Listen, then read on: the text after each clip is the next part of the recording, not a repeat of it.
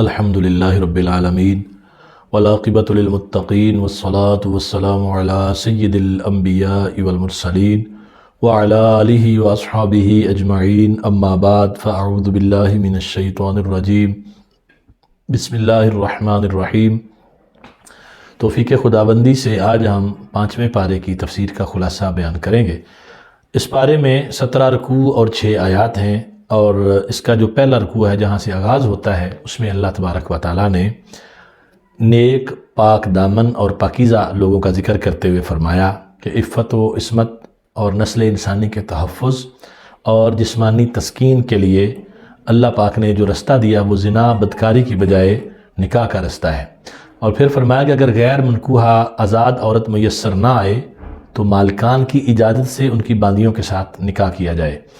اور نکاح کے بدلے میں مہر ادا کرو، اور زنا میں بدکاری میں مبتلا ہونے کی صورت میں باندی کی سزا آزاد عورت سے آدھی ہے۔ دوسرا رکوع جو آیت نمبر 26 سے آیت نمبر 33 پر مشتمل ہے، اس میں ارشاد فرمایا کہ کسی کا مال ناجائز طریقہ سے نہ کھاؤ،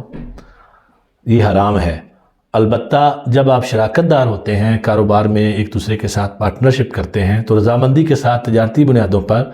یہ قیمت ادا کر کے ایک دوسرے کی چیز آپ لے سکتے ہیں۔ اور پھر خودکشی کی مذمت فرمائی کہ اپنے آپ کو ہلاک کرنا، مار دینا، قتل کر دینا کسی بھی ذریعے سے یہ حرام ہے، اور خودکشی کرنے والا دوزخ کا حقدار ہے۔ نبی کریم صلی اللہ تعالیٰ علیہ وآلہ وسلم نے متعدد مقامات پر احادیث مبارکہ میں خودکشی کی مذمت کرتے ہوئے بتایا کہ یہ ناجائز کام ہے، گناہ کا کام ہے، اور اپنے آپ کو ہمیشہ کے لیے جہنم کے سپرد کرنے والا کام ہے۔ ایک حدیث پاک امام بخاری نے روایت کی کہ رسول کریم صلی اللہ تعالیٰ علیہ وآلہ وسلم جہاد پر تشریف لے جا رہے تھے، تو ایک شخص ساتھ جہاد پہ جا رہا تھا، تو حضور نے فرمایا کہ یہ جہنمی ہے۔ صحابہ کرام علیہ رضوان کو بڑی حیرت ہوئی کہ ایک بندہ ہے، کلمہ بھی پڑھ رہا ہے، جہاد پر جا رہا ہے ہمارے ساتھ، اور حضور فرمانے جہنمی ہے، حالانکہ جہاد تو گزشتہ سارے گناہوں کا کفارہ بن جاتا ہے۔ تشویش ہوئی، اس بات سے حیرت ہوئی، لیکن خاموشی رہی۔ اور پھر جب جنگ شروع ہوئی تو وہ اس بے جگری سے لڑا کہ صحابہ کرام نے حضور کو آ کر بتایا کہ حضور جس کے بارے میں آپ نے کہا تھا کہ یہ جہنمی ہے، وہ تو بڑی جواں مردی کے ساتھ، بڑی جرت اور دلیری کے ساتھ لڑ رہا ہے اور کافروں کو قتل کر رہا ہے۔ تو میرے حضور نے فرمایا وہ جہنمی ہے۔ اب صحابہ کہتے ہیں کہ جو کمزور عقیدے والے لوگ تھے، خطرہ تھا کہ وہ اس حالت کو دیکھ کر ایمان سے نہ پھر جاتے، خدا نہ خواستہ، کہ حضور فرمانے یہ جہنمی ہے، جبکہ حال اس کا یہ ہے کہ بڑی دلیری کے ساتھ اور بڑی جرت کے ساتھ لڑ رہا ہے راہ خدا میں۔ تو کہتے ہیں تھوڑی ہی دیر گزری، اس کو کچھ زخم لگے، وہ گرا، اور پھر اس نے وہ زخم برداشت کرنے کی بجائے، صبر کا مظاہرہ کرنے کی بجائے اپنی ہی تلوار سے خودکشی کر لی۔ تو صحابہ نے اللہ اکبر کا نعرہ بلند کیا کہ حضور نے وہ بات پہلے بتا دی تھی جو بعد میں ہونے والی تھی۔ تو خودکشی کی وجہ سے اس نے جو اپنے آپ کو حرام موت کے سپرد کیا، اس کا جہاد کا اجر بھی گیا، اور ساری فضیلتوں سے محروم ہو کر جہنم میں اپنا ٹھکانہ بنا لیا۔ پھر اس کے بعد مردوں اور عورتوں کی جسمانی صلاحیتوں میں جو فرق اللہ نے رکھا ہے اس کا بیان کیا گیا کہ یہ دونوں الگ الگ حیت پر بنائے گئے ہیں۔ مرد کی خاصیت اور ہے، اس کے جسمانی اعضاء، اس کی طاقت اور اس کی قوت جو ہے وہ عورت سے زیادہ ہوتی ہے، اس لیے عورت مرد سے برابری کا دعویٰ نہ کرے، اور نہ ہی یہ تقاضا کرے کہ ہمیں اس کے برابر ہونا چاہیے۔ ایسی فرمایا ایسی تمنا بھی نہ کرو، ہر ایک کو اس کے عمل کے مطابق اجر و ثواب میں سے حصہ ملے گا، اور اللہ سے اس کا فضل مانگتے رہو اور اپنے عہد و پیمان کو پورا کرتے رہو، بے شک اللہ پاک تمہارا نگہبان ہے۔ پھر اس سے اگلے رکوع میں 34 سے 42 نمبر آیت پر مشتمل رکوع نمبر 3 جو ہے، اس میں فرمایا کہ مردوں کو اللہ پاک نے عورتوں پر فضیلت دی۔ الرجال قوامون علی النساء بما فضل اللہ بعضهم علی بعض، کہ اللہ نے مردوں کو نگہبان حاکم بنایا ہے عورتوں پر، بما فضل اللہ بعضهم علی بعض، کہ جو اللہ نے فضیلت دی ہے بعض کو بعض پر۔ اب وہ فضیلت کیا ہے؟ یہاں 2 فضیلتیں مرد کی بیان کی گئی ہیں۔ ایک تو فرمایا ان کو خلقی طور پر، پیدائشی طور پر یہ فضیلت ہے کہ وہ طاقتور ہوتے ہیں، جوان ہوتے ہیں، ہمت والے ہوتے ہیں، محنت مشقت اور سخت کام کرنے کے قابل ہوتے ہیں۔ اور دوسرا گھریلو معاملات میں مالی اخراجات کی ذمہ داری ان پر عائد ہے۔ عورت کو گھر فراہم کرنا، اس کو نان و نفقہ دینا، یعنی کھانا پینا اور اس کی ضرورت کا لباس، یہ سب چیزیں فراہم کرنا مرد کی ذمہ داری ہے۔ تو اس لیے یہ 2 چیزیں جو مرد پر عائد کر دیں، اس وجہ سے فرمایا یہ تمہارا حاکم ہے۔ اور عورتوں کے لیے فرمایا کہ پاکیزہ خواتین وہ ہیں جو اطاعت شار یعنی فرما بردار ہیں، اور اپنی پاک دامنی کی حفاظت کرنے والی، یہاں یہ بات بڑی قابل توجہ ہے، خاص طور پر وہ خواتین جو شوہر سے دور رہتی ہیں، ان کے شوہر بیرون ملک رہتے ہیں یا بیرون شہر رہتے ہیں اور دیر سے آتے ہیں، تو فرمایا وہ پاک دامنی کی حفاظت کرنے والی عورتیں اللہ کے ہاں بڑی پاکیزہ اور اچھی صالحات میں شمار ہوتا ہے ان کا۔ یہ عورت کی ذمہ داری ہے کہ شوہر کی غیر موجودگی میں اپنا کردار بھی پاک رکھے اور شوہر کے مال کی بھی حفاظت کرے۔ پھر آگے فرمایا کہ وہ عورتیں جو نافرمانی پر اتر آئیں، ان کو سمجھانے کے لیے گھر توڑنے سے پہلے، طلاق دینے سے پہلے اللہ نے مرد کو کچھ نصیحتیں فرمائیں، کچھ بیریئرز بتائے کہ طلاق کے راستے میں یہ بیریئرز لگا دیے گئے ہیں، یہ نہیں ہے کہ فٹافٹ طلاق دے دو اور معاملہ ختم کرو بعد میں پچھتاتے رہو۔ تو پہلا فرمایا کہ واضح نصیحت کے ساتھ اس کو سمجھائیں۔ بیوی کو اگر آپ خود دیندار ہیں، دین کو سمجھتے ہیں، تو دین کے جو احکامات ہیں ان کی روشنی میں سمجھائیں، یا کسی عالم کا بیان اس کو سنائیں جس میں عورتوں کے حقوق اور مردوں کے حقوق بیان کیے گئے ہیں اور عورت کی ذمہ داریاں بیان کی گئی ہیں، اس کو پتہ چلے کہ وہ نافرمانی کر رہی۔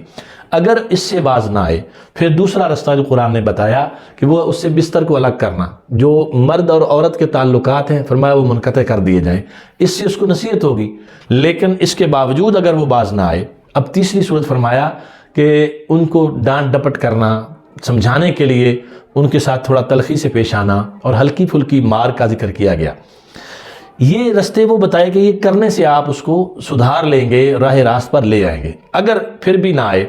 پھر آگے چوتھا بیریئر فرمایا کہ اگر اختلافات حد سے تجاوز کرتے جا رہے ہیں فَبَعَثُوا حَكَمًا مِّنْ أَهْلِهِ وَحَكَمًا مِّنْ أَهْلِهَا، ایک حکم یعنی فیصلہ کرنے والا مرد کی جانب سے ہو اور ایک عورت کی جانب سے ہو، جس کو ہمارے ہاں پنچایت کہا جاتا ہے، یا کوئی ایسے مجلسیں بن جاتی ہیں کہ کسی طرح کوئی فیصلہ کر لیں، تو وہ دونوں لوگ ہوں، وہ جو دونوں گھروں کو جانتے ہوں، جن کو مرد کا بھی پتہ ہو عورت کا بھی پتہ ہو، سارے معاملات ان کے سامنے ہوں، اب وہ بیٹھ کر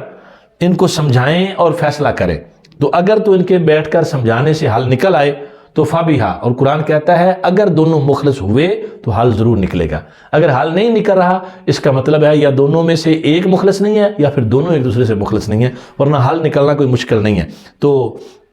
یہ اگر ایسا نہ ہو، پھر اس کے بعد اگلا رستہ ہے کہ وہ عورت کو چھوڑ سکتا ہے، طلاق دے سکتا ہے۔ پھر اللہ کے حقوق کے ساتھ حقوق العباد کا بھی اہتمام کرنے کا حکم دیا کہ اللہ کی عبادت کرو، شرک سے گریز کرو، والدین، رشتہ دار، یتیم، مسکین، پڑوسی، مسافر، غلاموں، لونڈیوں وغیرہ کے ساتھ اس نے سلوک کریں۔ اور یہ بڑا اہم مسئلہ ہے۔ گزشتہ دنوں یہ سرگودا میں ایک واقعہ پیش آیا کہ گھر کی جو ملازمہ تھی اس کو مار مار کر میاں بیوی نے ہلاک کر دیا۔ میں نے اس پر ایک کلپ بھی بنایا تھا بطور خاص، اور اس میں قرآن و حدیث کی روشنی میں بتایا تھا کہ ان کے کتنے حقوق ہوتے ہیں۔ اب یہاں تفصیل کی گنجائش نہیں، جو آپ کے ملازم ہیں، آپ کے ماتحت ہیں، خدا کے لیے ان کے بھی حقوق ہیں، ان کا بھی اللہ کے ہاں آپ کو جواب دینا پڑے گا۔ تو معمولی باتوں پر یہ گھروں میں کام کرنے والے بچے، چھوٹی عمر کی بچیاں یا عورتیں، ان کو تشدد کا نشانہ بنایا جاتا ہے۔ ایسے لوگوں کو خدا کا خوف کرنا چاہیے، ان کے ساتھ اس نے سلوک کرنا چاہیے۔ اللہ تعالیٰ ایک ذرہ برابر بھی کسی پر ظلم نہیں کرتا، جس نے جو عمل کیا اس کا اسی کو اجر ملے گا،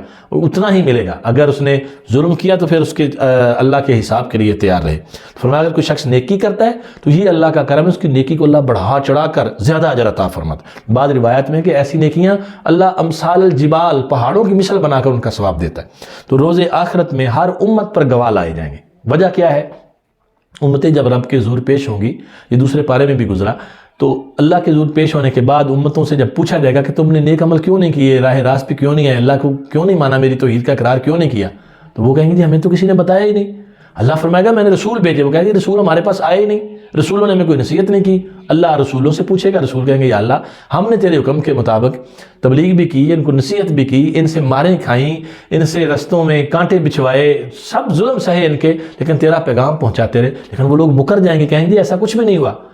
اب اللہ پاک انبیاء سے فرمائے گا کہ تم اپنی صفائی میں کیا کہنا چاہتے ہو، تو وہ کہیں گے کہ مولا ایک ہمارا بھی گواہ ہے۔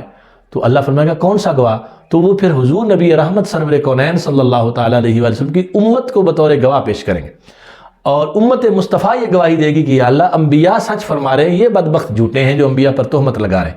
تو اللہ جب فیصلہ کرنے لگے گا تو وہ امتیں کہیں گی یا اللہ یہ تو آئی بعد میں ہے امت، تو یہ ہمارے بارے میں گواہی کیسے دے سکتی؟ نہ انہوں نے ہمیں دیکھا، نہ انہوں نے یہ ہمارے اندر موجود تھے، تو گواہی کیسے دے سکتے ہیں؟ اللہ امت مصطفیٰ سے پوچھے گا کہ تم نے گواہی کیسے دی؟ تو امت عرض کرے گی مولا بے شک ہم نے ان کو نہیں دیکھا، مگر جس محبوب نے دیکھا ہے اس نے ہمیں بتایا، اور اس محبوب کے بتانے پر ہم گواہی دے رہے ہیں۔ تو فرمایا گواہ پیش کیے جائیں گے، پھر حضرت محمد مصطفیٰ صلی اللہ تعالی وسلم کو تمام امتوں پر بطور گواہ پیش کیا جائے گا، حضور کی گواہی پر فیصلہ ہوگا۔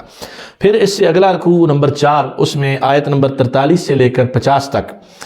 شراب کی حرمت کے حوالے سے ابتداً ذہن سازی کی گئی، کیونکہ عرب کے لوگ بہت شراب پیتے تھے، ان کی گھٹی میں شراب تھی، اتنی شراب کثرت سے پیتے تھے، یکدم ان کو شراب سے روکنا ان کی طبیعت کے خلاف تھا۔ تو اللہ نے کیا حکمت برے انداز میں ان کو روکا؟ سب سے پہلے تو فرمایا کہ نشہ کی حالت میں نماز کے قریب نہ جاؤ۔ اس کا فائدہ کیا ہوا کہ جو عقل سلیم رکھنے والے لوگ تھے، سمجھدار تھے، وہ سمجھ گئے کہ نماز کی حالت کے قریب نہیں جانا۔ اب نمازوں کے اوقات میں اب فرق دیکھیے کہ فجر سے زور تک لمبا وقفہ ہے اور زور سے عصر تک لمبا وقفہ ہے، اس کے بعد بالکل کم وقفہ ہے۔ تو اس کا حکم یہ آنے کے بعد بہت سے لوگوں نے شراب پینی چھوڑ دی، بھی اب نماز پڑھیں گے تو اب نماز جب پڑھنے جائیں گے نشہ کی حالت میں تو منہ سے کوئی کلمہ ایسا نہ نکل جائے، کوئی زبان سے ایسے الفاظ نہ نکل جائیں، تو اس لیے انہوں نے چھوڑ دی۔ اور پھر اس کے بعد یعنی یہ پہلا موقع تھا جب فرمایا کہ نماز کی حالت میں، نشے کی حالت میں نماز کے قریب نہ جاؤ۔ پھر اس کے بعد سٹیپ بائی سٹیپ آگے بھی احکامات ہیں، اور اس بارے میں اس کے بعد جنابت اور تیمم کے بعض مسائل کو ذکر کیا گیا۔ میاں بیوی صحبت کریں تو ان کے اوپر غسل فرض ہوتا ہے، یا نیند کی حالت میں انزال ہو جائے تو غسل فرض ہو جاتا ہے۔ تو اس غسل کو صرف وضو سے کلیئر نہیں کیا جا سکتا، اس کے لیے لازم ہے کہ غسل کیا جائے، فرض ہے غسل کرنا۔ تو اس کے احکامات بیان کیے گئے، اور ساتھ یہ بتا دیا گیا وَإِن كُنتُم مَرْضَىٰ أَوْ عَلَىٰ سَفَرٍ، تم بیمار ہو یا سفر میں ہو اور پانی تمہیں نہ ملے، فَتَيَمَّمُوا صَعِيدًا طَيِّبًا، فرمایا پھر پاک مٹی سے پانی تیمم کر لو۔ نہیں، وضو اور غسل کا متبادل تیسرا ذریعہ طہارت کا جو ہے وہ تیمم ہے، اور اس کے لیے تفصیل کے ساتھ بتایا گیا کہ پانی نہ ملنے کی صورت میں، یعنی جہاں بندہ ہے وہاں سے ایک ایک میل چاروں طرف پانی تلاش کرے، نہ ملے تو تیمم کر سکتا ہے۔ بیمار ایسا ہے کہ پانی استعمال کرے گا، بیماری بڑھ جائے گی یا فوت ہو جائے گا، تو بھی اس کے لیے اجازت ہے کہ تیمم کر سکتا ہے۔ پانی کسی کے قبضہ میں ہے، اس سے لے نہیں سکتا، نہ اگر وہ بیچتا ہے تو خریدنے کی سخت نہیں رکھتا، یا وہ دیتا ہی نہیں ہے تو یہ استعمال نہیں کر سکتا، موجود ہونے کے باوجود تیمم کرنا جائز ہوگا۔ اور پھر تیمم کے 3 فرائض بیان کیے یہاں پر۔ نمبر 1 نیت کرنا، کہ نیت کریں گے، نیت کا دل کے ساتھ تعلق ہے، زبان سے نہ بھی کہیں کہ میں اللہ کی پاک مٹی سے پاکی حاصل کرنے کی نیت کرتا ہوں۔ نمبر 2 اپنے ہاتھ یوں ماریں گے زمین پر اور تھوڑا سا آگے حرکت دے کے پیچھے، پھر ان کو ایسے جھاڑ کر پھر اپنے چہرے پہ پھیر لیں گے، یہ دوسرا فرض پورا ہو گیا۔ پھر ایسے ہاتھ زمین پر ماریں گے اور یوں کر کے ان کا مسح کریں گے، ایسے کر کے اس ایک بازو پر، اور پھر یوں ادھر سے شروع کر کے یہاں تک لائیں گے، تو یہ تیمم مکمل ہو گیا۔ یہ غسل کا بھی متبادل ہے، یہ وضو کا بھی متبادل ہے۔ ہاں البتہ جسم کے کسی حصے پر نجاست لگی ہو اس کو صاف کرنا، اس کو اچھی طرح، اگر اور کوئی چیز نہیں تو مٹی سے مل کے صاف کیا جائے۔ تو یہ یہاں تیمم کا ذکر کیا گیا۔ پھر اس کے بعد سلسلہ کلام جو ہے وہ یہود و نصارہ کی طرف پھرتا ہے کہ مسلمانوں کو خبردار کیا جاتا ہے کہ تمہیں کتاب دی گئی ہے، اور تم سے پہلے اہل کتاب کو بھی کتابیں دی گئیں، مگر وہ ہدایت سے پھر گئے، تم ان کے رستے پر چلنے سے بچنا۔ مدینہ کے یہودی ایسے بدبخت اور بد نصیب تھے کہ ذو معنی جملے بول کر گستاخی مراد لیتے تھے اور اپنے دل کی بڑھاس نکالتے تھے، تو ان کی مذمت کی گئی اور مسلمانوں سے کہا گیا کہ تم ایسے الفاظ سرے سے استعمال ہی نہ کرنا۔ رائی نہ کہہ کر وہ حضور کو معاذ اللہ تعالیٰ گالی دینے کی ناپاک کوشش کرتے تھے۔ فرمایا اگرچہ اس لفظ کا معنی درست ہے، مگر جس لفظ کے معنی درست ہونے کے باوجود اس کی آڑ میں، اس کی اوٹ میں حضور کی توہین ہو، اللہ اس لفظ کو ہی تبدیل فرما دیتا ہے۔ مسلمانوں کے لیے کتنا بڑا سبق ہے کہ معمولی باتوں پر لفظ ایسے ادا کر جاتے ہیں لوگ جو گستاخی رسول کے زمرے میں آتے ہیں، پھر جب مسلمان جذبات میں آتے ہیں تو پھر کہتے ہیں نہیں مسلمان جذباتی ہیں، یہ تو ایسے کسی کو قتل کر دیتے ہیں۔ ایسا لفظ بھی نہیں بولنا جس کی آڑ میں بھی حضور کی توہین ہو سکتی ہو، وہ لفظ بھی بولنے کی یہاں اجازت نہیں دی جا رہی۔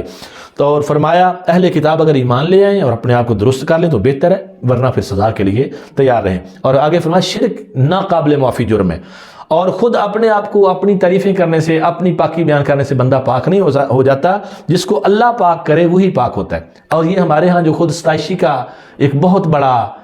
ریلا آیا ہوا ہے، ہر بندہ اپنی تعریفوں کے پل باندھتا ہے، اپنی اولاد کی تعریفیں کرتا ہے، اپنے میرے بچے یوں، میرے بچے یہ،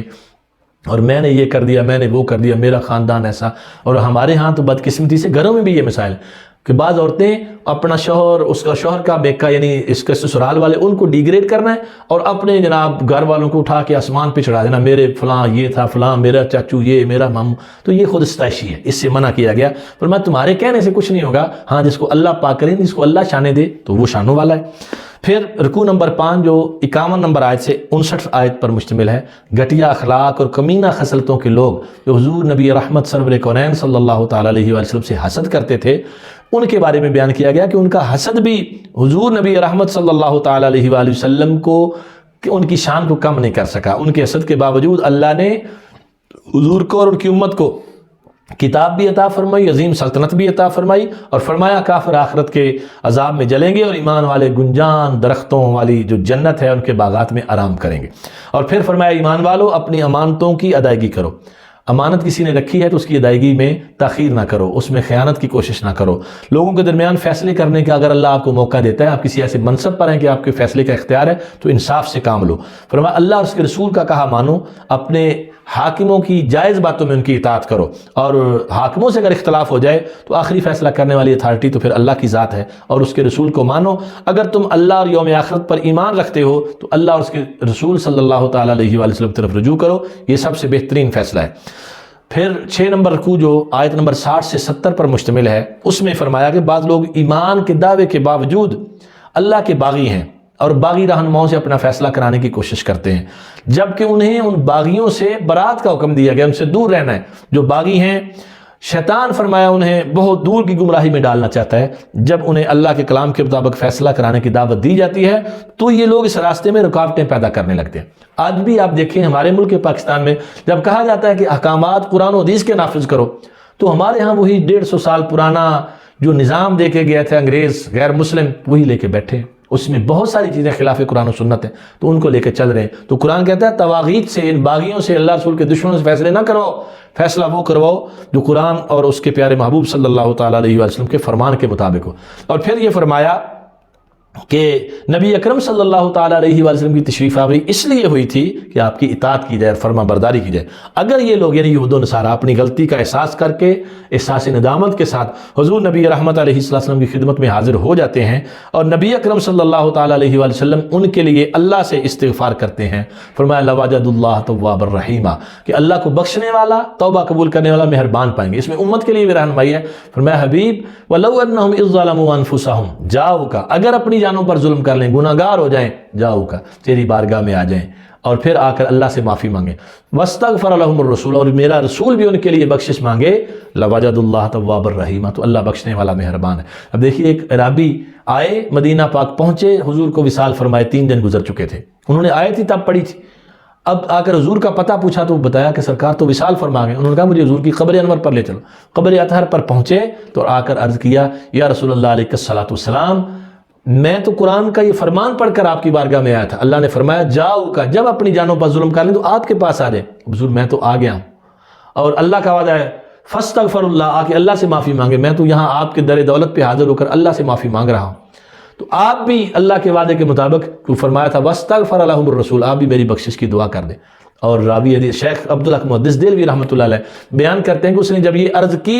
قبر انور سے آواز آئی قد غفر لک، اے آنے والے تیری بخشش کر دی گئی ہے. تو پتہ چلا جو اعلیٰ حضرت امام اہل سنت نے کہا تھا بخدا خدا کا یہی ہے در، اللہ کی قسم یہ حضور کا در یہی خدا کا در ہے، نہیں اور کوئی مفر مقر، کوئی فرار کی جا نہیں ہے اور کوئی اور جائے قرار نہیں ہے. یہ حضور کی بارگاہ وہ بارگاہ ہے جہاں ہم جیسے نکموں کو، گناہ گاروں کو سینے سے لگایا جاتا ہے اور شرف قبولیت بخشا جاتا ہے. فرمایا یہ وہ بارگاہ ہے، نہیں اور کوئی مفر مقر،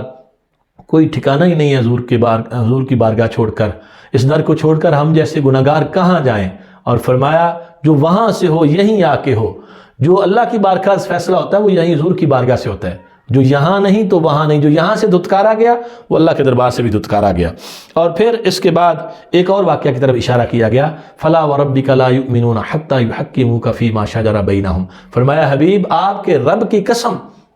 یہ لوگ تب تک ایمان والے نہیں ہو سکتے جب تک اپنے فیصلوں کے لیے آپ کو حاکم نہ مانیں۔ اب یہاں یہ بات ذہن میں رہے، اللہ نے حضور کی قسم ذکر فرمائی، فلا و ربک، فرمایا حضور کو کس انداز میں اللہ نے حضور کا تعارف کرایا، فرمایا اے محبوب آپ کے رب کی قسم، قسم تو اللہ کی ہے لیکن وسیلہ بیچ میں حضور کا بنایا کہ اے محبوب آپ کے رب کی قسم، یہ لوگ تب تک نہیں مومن ہو سکتے جب تک ایمان کے پورے تقاضے نہیں کرتے اور حضور کے فیصلوں کو اپنے تمام معاملات میں حاکمیت کا درجہ نہیں دیتے۔ ہوا یوں تھا، ایک منافق اور یہودی کا جھگڑا ہو گیا۔ منافق بظاہر کلمہ پڑھتا تھا، یہودی کے ساتھ اختلاف ہوا، وہ فیصلے کے لیے بارگاہ مستفی میں حاضر ہوئے۔ حضور نے بات سنی اور میرے آقا کا کریمانہ کا فیصلہ دیکھیے، آپ نے چونکہ دلائل یہودی کے حق میں قوی تھے اور آپ نے یہودی کے حق میں فیصلہ دیا، اگرچہ منافق کلمہ پڑھتا تھا لیکن اس کے خلاف فیصلہ گیا۔ اب وہاں سے نکلے، اس نے کہا جی نہیں، میں تو یہ فیصلہ عمر فاروق سے کرواؤں گا۔ یہودی نے کہا تمہارے نبی نے فیصلہ کر دیا، اس نے کہا جی حضور نے کر دیا لیکن میں عمر فاروق سے کرواؤں گا۔ اس کا خیال تھا کہ شاید عمر فاروق اس بات کا لحاظ کر دیں کہ میں تو کلمہ پڑھتا ہوں اور یہ یہودی ہے۔ جب فیصلہ کروانے کے لیے پہنچے، اپنا مدعا سنایا، فاروق اعظم فیصلہ کے الفاظ بولنے لگے تو اس یہودی نے کہا کہ جناب اس سے پہلے اس مقدمے کا فیصلہ آپ کے نبی کر چکے ہیں میرے حق میں۔ تو فاروق اعظم رضی اللہ تعالیٰ عنہ نے اپنے فیصلے کے الفاظ نہیں بولے اور فرمایا ہاں تم یہاں ٹھہرو، میں ابھی تمہارا آ کے فیصلہ کرتا ہوں۔ گھر گئے، تلوار اٹھائی، منافق کی گردن اڑا دی اور فرمایا ہاکذا اقضی بین من لم یرض بقضاء اللہ ورسولہ، جو اللہ اور اس کے رسول کا فیصلہ نہیں مانتا پھر اس کا فیصلہ عمر یوں کرتا ہے۔ تو عمر کی تلوار نے بتا دیا جو اللہ رسول کے فیصلے سے انحراف کرے بہتر ہے کہ دھرتی کو اس سے پاک کر دیا جائے۔ اور پھر اللہ تبارک و تعالیٰ نے اس پر احکامات نازل فرمائے۔ اس رکوع کے آخر میں اللہ اور اس کے رسول کی اطاعت کرنے والے اللہ کے انعام یافتہ بندوں، انبیاء، صدیقین، شہداء اور صالحین کے ساتھ جنت میں ہوں گے، اور فرمایا ایسے پاکیزہ لوگوں کا ساتھ میسر آ جانا یہ اللہ کے فضل کا آئینہ دار ہے کہ اللہ تبارک و تعالیٰ کے پیاروں کا ساتھ میسر آ جائے۔ فرمایا کونوا مع الصادقین، سچوں کے ساتھ ہو جاؤ۔ اور ہم ہر نماز میں پڑھتے ہیں اہدنا الصراط المستقیم، یا اللہ میں سیدھے رستے پر چلا، صراط الذین انعمت علیہم، ان لوگوں کا رستہ جن پر تو نے اپنا انعام کیا۔ اور وہ انعام یافتہ کون ہے؟ انعم اللہ علیہم من النبیین والصدیقین والشہداء والصالحین، کہ جن پر اللہ نے انعام کیا وہ نبیوں کی جماعت ہے، وہ صدیقین کی جماعت ہے، وہ شہداء کی جماعت ہے، وہ صالحین کی جماعت ہے۔ جن کو ان کا ساتھ میسر آ جائے یعنی ان کے رستے پر چل پڑے تو فرمایا کہ وہ کامیاب ہیں اور یہی بہترین ساتھی ہیں۔ پھر آگے جو 7واں رکوع ہے اس میں 71 سے 76 نمبر تک آیات ہیں۔ فرمایا ایمان والو جہاد کے لیے میدان جنگ میں، میدانی جنگ ہو یا پھر چھاپا مار گوریلا وار جو ہے وہ جنگ، جو بھی وقت کا تقاضا ہو اس کو اختیار کرو۔ تو موجودہ دور میں ٹیکنالوجی کی جنگ بھی ایک جنگ ہے۔ آپ لوگ جو سوشل میڈیا پہ بیٹھے ہیں، آپ اس جنگ میں کفار کے خلاف کھڑے ہو سکتے ہیں۔ کفار دن رات بے حیائی، بدکاری اور گناہ کے رستے کھول رہا ہے اور ہمارے بچوں تک، ہماری نئی نسل تک ایکسیس اتنی زیادہ آسان کر دی ہے کہ وہ ہر ایک کے ہاتھ میں پہنچ رہے۔ تو ایسے دور میں آپ یہاں سوشل میڈیا پر بیٹھ کر جہاد کا فریضہ سر انجام دے سکتے ہیں کہ ان کے مقابل قرآن و حدیث کی تعلیمات عام کرنے میں ہمارا ساتھ دیں اور قرآن اور حدیث اور علماء حقہ کے بیانات کو عام کریں۔ تو جتنے لوگ جتنی دیر تک ان بیانات کو سنیں گے اس برائی سے محفوظ رہیں گے اور ہماری نسلوں کی حفاظت ہوگی۔ تو یہ بھی ایک جہاد کا ذریعہ ہے۔ اور پھر فرمایا کہ تمہاری صفوں میں ایسے منافقین بھی موجود ہیں جو جہاد کے مخالف ہیں اور میدان جنگ سے پیچھے رہتے ہیں۔ تمہیں کوئی فائدہ ملتا ہے تو کہتے ہیں اوہو ہم تو تمہارے ساتھ ہیں، اور اگر کوئی خدا نخواستہ نقصان پہنچتا ہے تو پھر بغلیں بجاتے ہیں کہ جی ہم تو اچھے رہ گئے، ہم ساتھ نہیں آئے۔ تو پھر یہاں آگے اس رکوع میں ایک بڑی آیت مبارکہ ہے جو جھنجھوڑے گی ہم سب کو، ہمارے ایمان کو۔ اور خصوصاً ابھی حالیہ دنوں میں سوچتا ہوں کہ جب قراء حضرات نماز تراویح میں خاص طور پر عرب ممالک میں جن کے پاس دولت کی فراوانی یہ آیات پڑھیں گے تو کیا ان کی ضمیر پر دستک نہیں ہوگی؟ قرآن کہتا ہے کہ وہ لوگ جو ضعیف، مظلوم، بچے، عورتیں، بوڑھے کفار کے ظلم سے تنگ آ کر تمہاری راہ دیکھ رہے ہیں اور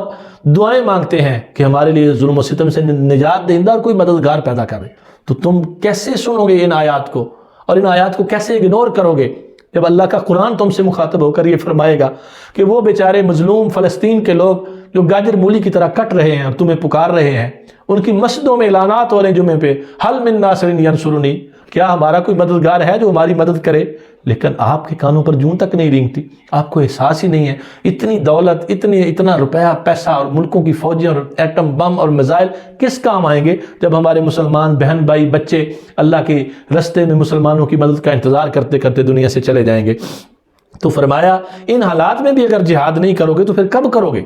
اور جب کافر طاغوت کی حمایت میں لڑتے ہیں تو ایمان والوں کو اللہ کے دین کی حمایت میں لڑنا چاہیے۔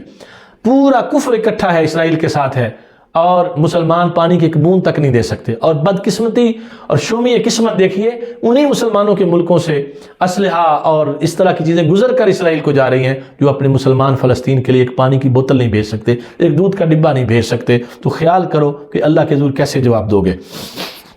اور پھر آگے رکوع نمبر 8 میں آیت نمبر 77 سے 87 تک فرمایا بعض لوگ ایسے ہوتے ہیں کہ جب نماز روزہ کی بات ہو تو جہاد کی بات کرتے ہیں، کہتے ہیں یہ مولوی تو بس نماز روزہ کی باتیں کرتے ہیں، جہاد کی بات نہیں کرتے۔ فرمایا جب جہاد کی بات ہو تو پھر اس سے فرار اختیار کر لیتے ہیں۔ تو موت تمہیں ہر جگہ پہ آ کر رہے گی، جہاں بھی تم ہو، اینما تکونوا یدرککم الموت، جہاں بھی ہوگے موت تمہیں آئے گی، اس سے چھٹکارا نہیں پا سکتے۔ تو پھر اس لیے فرمایا گیا کہ تمہیں کوئی فائدہ پہنچتا ہے تو کہتے ہو یہ ہمیں خود ہی مل گیا، اور نقصان پہنچتا ہے تو اس کو معاذ اللہ حضور کی طرف منسوب کر دیتے ہو۔ تو فرمایا ایسے تمہاری منافقت جو ہے یہ کامیاب نہیں ہوگی۔ اور نبی رحمت سرور کونین صلی اللہ علیہ وسلم کی مجلس میں بیٹھتے ہیں منافق لوگ تو مسلمانوں جیسی باتیں کرتے ہیں، اور مجلس سے اٹھ کر جاتے ہیں تو مخالفت شروع کر دیتے ہیں۔ فرمایا یہ وہ لوگ ہیں جو معاشرے کا امن اور سکون تباہ اور برباد کر رہے ہیں۔ اور پھر اس کے بعد جائز اور ناجائز سفارش کا بیان کیا گیا۔ یہاں یہ یاد رکھیں ہر سفارش ناجائز نہیں ہے۔ اگر کسی شخص کا حق رکا ہوا ہو اور آپ کی وجہ سے وہ حق مل جائے تو آپ وہ سفارش کریں، قرآن کہتا ہے اس اچھی سفارش کا آپ کو بھی اجر ملے گا۔ بری سفارش وہ ہے کہ جس کا حق نہیں بنتا اس کو حق دلانے کے لیے جی یہ میرا ووٹر ہے، یہ میرا سپورٹر ہے، اس کا حق نہیں بنتا، میرٹ نہیں بنتا، اس کو آپ نوکری پر لگوا دیتے ہیں، خلاف میرٹ جا کر اس کا کام کرتے ہیں، تو یہ گناہ ہے، حرام ہے، اس کو بھی گناہ ملا، آپ نے جو سفارش کی آپ بھی اس میں برابر کے مجرم ہیں۔ رکوع نمبر 9 میں آیت نمبر 88 سے 91 تک منافقین کی حقیقت کا پردہ چاک کیا گیا۔ فرمایا ان کے بارے میں دو ٹوک پالیسی اختیار کی جائے گی کہ دوہری ذہنیت کا شکار نہیں رہیں گے۔ اللہ نے انہیں مسترد کر دیا ہے، تو جسے اللہ گمراہ قرار دے دے اسے کوئی ہدایت نہیں دے سکتا، کیونکہ یہ اب مسلمانوں کو فرمایا ان کے بارے میں متردد نہ رہو، یہ کافروں سے بھی بدتر ہیں۔ یہ تو اس کوشش میں ہے کہ تمہیں کافر بنا دے اور تم ان کے بارے میں اچھا خیال کرتے ہو، اچھا گمان رکھتے ہو، تو وہاں اس وقت حکم دیا گیا کہ جہاں یہ ملے ان کو قتل کر دو۔ البتہ کوئی معاہدہ ہو اور معاملات ہوں، ایگریمنٹس ہو چکے ہوں تو اس کی روشنی میں پھر احتیاط کی ضرورت ہے۔ پھر آگے جو 10واں رکوع اس کے آیت نمبر 92 سے 96 تک مشتمل ہے، تو اس میں غلطی سے کسی کو قتل کر دیا اور یا جان بوجھ کر، تو اس کے بارے میں احکامات بیان کیے گئے کہ کسی بے گناہ کے قتل کی، اس کو قتل خطا کہتے ہیں، اس کی دیت جو ہے اس کی ادائیگی کا باضابطہ بیان کیا گیا، اور قاتل کو خون بہا ادا کرنا ہے کہ وہ وہاں خون بہا دے گا اس مقتول کے ورثاء کو۔ اور کسی مومن کو ناجائز قتل کیا جان بوجھ کر تو فرمایا پھر دائمی جہنم ہے، خالدن فیہا، جہنم میں رہے گا، ہمیشہ ہمیشہ رہے گا، کہ اس پر اللہ پاک کی لعنت اور اس کی وعید بیان کی گئی۔ اور پھر یہ بھی کہا گیا کہ بغیر تحقیق کے کسی کے خلاف کوئی انتقامی کارروائی نہیں کرنی۔ یہ ایک واقعہ پیش آیا تھا، ایک فدق کے رہنے والے ایک شخص تھے حضرت مرداس بن نہیک، وہ مسلمان لے آئے، ان کا سارا قبیلہ اور فدق کے لوگ کافر تھے اور صحابہ کو پتہ نہیں تھا۔ ایک لشکر گیا تو اس لشکر میں حضرت اسامہ بن زید اس کی قیادت کر رہے تھے، تو حضرت مرداس نے بھی سنی لشکر کی آواز، اور جو قبیلے کے لوگ تھے وہ تو بھاگ گئے کہ لشکر آ گیا، اب ہم ان کا مقابلہ نہیں کر سکتے۔ یہ سمجھے کہ شاید کوئی کافروں کا لشکر نہ ہو، اپنی بکریاں لے کر پہاڑی پہ چڑھ گئے اور لشکر کو دیکھنے لگے۔ جب لشکر قریب آیا، لشکر نے اللہ اکبر کے نعرے لگائے تو یہ بڑے خوش ہوئے، انہوں نے بھی اللہ اکبر کے نعرے لگائے، شکر کیا کہ میرے اپنے بھائی بندے آئے ہیں۔ تو یہ بڑے اطمینان سے اپنے بکریوں سمیت نیچے اترے کہ یہ تو میرے اپنے، انہوں نے مجھے کیا کہنا ہے۔ تو انہوں نے اللہ اکبر کا نعرہ لگایا اور السلام علیکم کہا اور کلمہ شریف پڑھ کر بتایا کہ میں تو مسلمان ہوں۔ تو صحابہ یہ سمجھے کہ شاید یہ، چونکہ ہمیں تو معلوم ہے کہ یہاں کوئی مسلمان رہتے ہی نہیں ہے، شاید یہ اپنی جان بچانے کے لیے ہمیں دھوکہ دینے کی کوشش کر رہا ہے، تو اس کو قتل کر دیا۔ اور جب حضور کی بارگاہ میں بات پہنچی تو حضور ناراض ہوئے اور فرمان کی بکریاں کو واپس کرو، وہ مسلمان تھے اور کلمہ پڑھ چکے تھے۔ اور یہاں اس لیے پھر یہ آیت نازل ہوئی اور بتایا گیا کہ جو تمہیں سلام کرے، کلمہ پڑھے، اس کی بات کا یقین کرنا ہے۔ پھر اس کے بعد محاذ جنگ پر مصروف جو صحابہ ہیں، جو مجاہدین تھے اور اب جو جہاد کرنے والے مسلمان ہیں، ان کا بیان کیا گیا کہ وہ بہتر ہیں ان سے جو گھروں میں بیٹھے، جو کسی بھی طریقے سے جہاد میں شریک ہیں وہ افضل ہیں، ان کی فضیلت بیان کی گئی۔ اور نبی کریم صلی اللہ تعالیٰ علیہ وآلہ وسلم کے صحابہ کے بارے میں فرمایا گیا کلم وعد اللہ الحسنہ، اللہ نے تمام صحابہ سے بھلائی کا یعنی جنت کا وعدہ فرمایا۔ تو یہ جو نعرہ لگایا جاتا ہے ہر صحابی نبی جنتی جنتی، اس آیہ کریمہ سے اس کو اخذ کیا گیا۔ رکوع نمبر 11 آیت نمبر 97 سے 100 تک 3 آیات پر مشتمل ہے، 4 پر۔ تو فرمایا یہ اسلامی ریاست قائم ہونے کے بعد اللہ کے دشمنوں کے ساتھ کفر کی سرزمین میں بلا وجہ رہنا بڑا ظلم ہے۔ یہ مدینہ شریف سے جب حضور ہجرت کر گئے، مکہ شریف سے ہجرت کر کے مدینہ چلے گئے، تو مکہ کے رہنے والوں پر فرض تھا کہ وہ ہجرت کریں، سوائے ان کے جو بہت بوڑھے ہیں، ضعیف ہیں، یا کسی مجبوری کی وجہ سے نکل نہیں سکتے، ان کو رخصت دی گئی، باقی سب پر فرض تھا کہ وہ ہجرت کریں۔ پھر اس کے آگے 12 نمبر رکوع میں 101 سے 104 نمبر آیات تک جہاد اور نماز کی اہمیت کا ایک قرآنی قاعدہ بیان کیا گیا کہ جہاد میں بھی نماز نہیں چھوڑنی، اور صلاۃ الخوف کا طریقہ بتایا گیا کہ کیونکہ 2 رکعتیں پڑھنی ہیں، ایک جماعت کافروں کے سامنے ڈٹی رہے گی اور ایک حصہ آ کر امام کے ساتھ نماز پڑھے گا، پھر یہ چلا جائے گا، پھر وہ آ کر 1 رکعت پڑھیں گے، اور امام جب سلام پھیر دیں گے تو یہ جو رکعت انہوں نے امام کے ساتھ پڑھی ہے دوسری رکعت اپنی پڑھیں گے، اور اس کے بعد واپس جائیں گے، اور پہلے لوگ جو ہے واپس آ کر نماز ادا کریں گے۔ اس کو آپ اندازہ لگائیں، اتنے مشکل ترین حالات میں بھی نماز چھوڑنے کی اجازت بھی نہیں اور جہاد چھوڑنے کی بھی اجازت نہیں، تو اس کے لیے تفصیل سے یہ واقعہ بیان کیا۔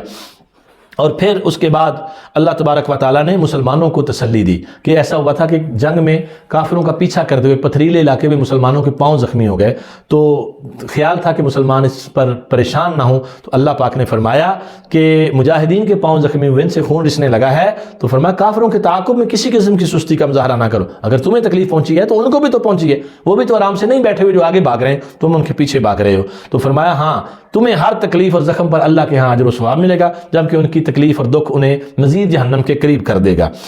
13ویں رکوع میں اللہ پاک نے 105 سے 112 نمبر آیات تک اس میں عدل و انصاف کا مظاہرہ کرنے کی تلقین فرمائی ہے کہ کسی کی باتوں میں آ کر کسی کے حق میں ایسی گواہی نہ دے بیٹھنا جو حقیقت کے خلاف ہو۔ پھر اس کے بعد آیت نمبر 113 سے 115 تک 14واں رکوع میں کسی کو نقصان پہنچانے کے لیے خفیہ تدبیروں کی مذمت کی گئی، اور فرمایا اگر کوئی خفیہ تدبیر کرنی ہی ہے تو کسی نیک کام، صدقہ و خیرات یا مفاد عامہ کے لیے کرنی چاہیے، اس پر اللہ کی بارگاہ سے اجر ملتا ہے۔ شیطان اور اس کے ہم نوا بڑی وسوسہ اندازی کرتے ہیں، تمہیں حقیقت اور عمل سے ہٹا کر باطل آرزوؤں اور جھوٹی امیدوں میں مگن کر دیں گے، ان کے پیچھے نہ لگنا۔ پھر 15ویں رکوع میں 116 سے 126 آیات پر مشتمل رکوع میں ابتداء ہی فرما دیا گیا کہ اللہ مشرک کو ہرگز نہیں بخشے گا، ان اللہ لا یغفر ان یشرک بہ ویغفر ما دون ذلک لمن یشاء، شرک نہیں بخشے گا، اس کے سوا جو چاہے وہ بخش دے۔ تو شرک اتنی بری لعنت ہے، اس سے مسلمانوں کو بچنا چاہیے، اور نیک اہل عمل، اہل ایمان ابدی اور سرمدی بہشتوں میں داخل ہوں گے، اور اللہ کا وعدہ سچا ہے، اللہ سے زیادہ سچا وعدہ کس کا ہو سکتا ہے۔